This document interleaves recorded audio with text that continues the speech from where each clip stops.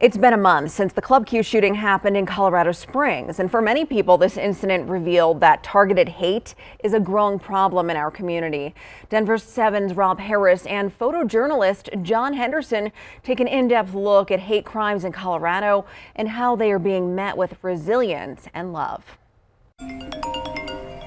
At 11:48 p.m. on November 19th, Natalie Sky Bingham got a FaceTime call. So she's telling me that she got to Colorado Springs. She's talking about Club Q. The person on the other end of the call is Kelly Loving, one of the 5 victims killed in the shooting that would start just minutes after this call. It was nice to see my friend have her confidence coming back and embracing who she was.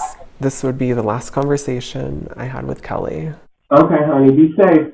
I'm forever thankful to be the last one to speak to her, and I will hold this video onto me forever. This was their last FaceTime call of countless. Sky says they talk nearly every day, and Sky says it was Kelly Loving who 7 years earlier gave her the support and confidence to begin her own transition. We met at a transgender club in South Florida, and seeing this woman with a gorgeous body and the it girl, it was so inspiring to want to be her, and having her take me under her wing to teach me what it is to be the most beautiful person of yourself is something I'll cherish forever. The death of Kelly Loving, one of her best friends, was not Natalie Sky's first close experience with targeted hate culminating in a mass shooting.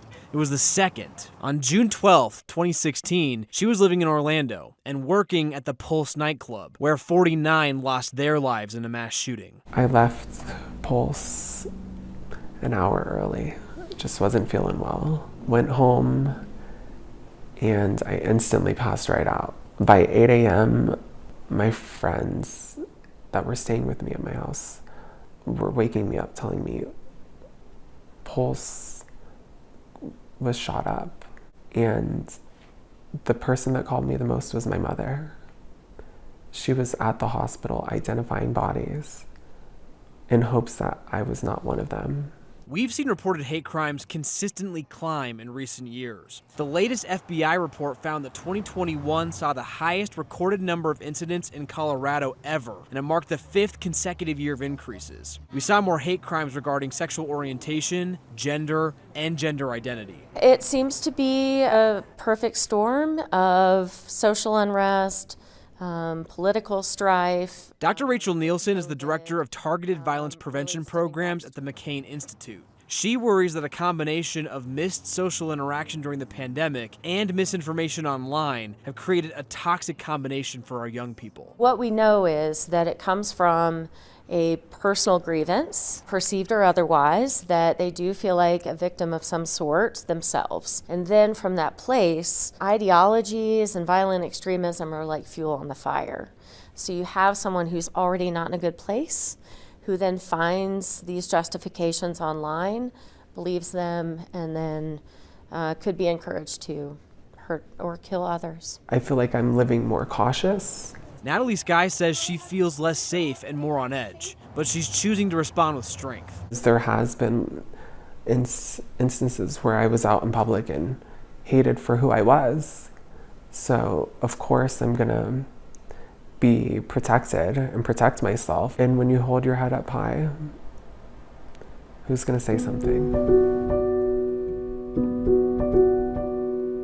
A month after the shooting, she's making the trek to Club Q to show the light that Kelly Loving was to her. Kelly, this lantern is for you and your legacy. I don't know why people have this hate in their heart for innocent people. The damage that it's caused can never be fixed. I would do anything to bring you back right now, Kelly. I wish I could tell you I love you one more time. With photojournalist John Henderson. Rest in peace, Kelly. I'm Rob Harris for Denver 7.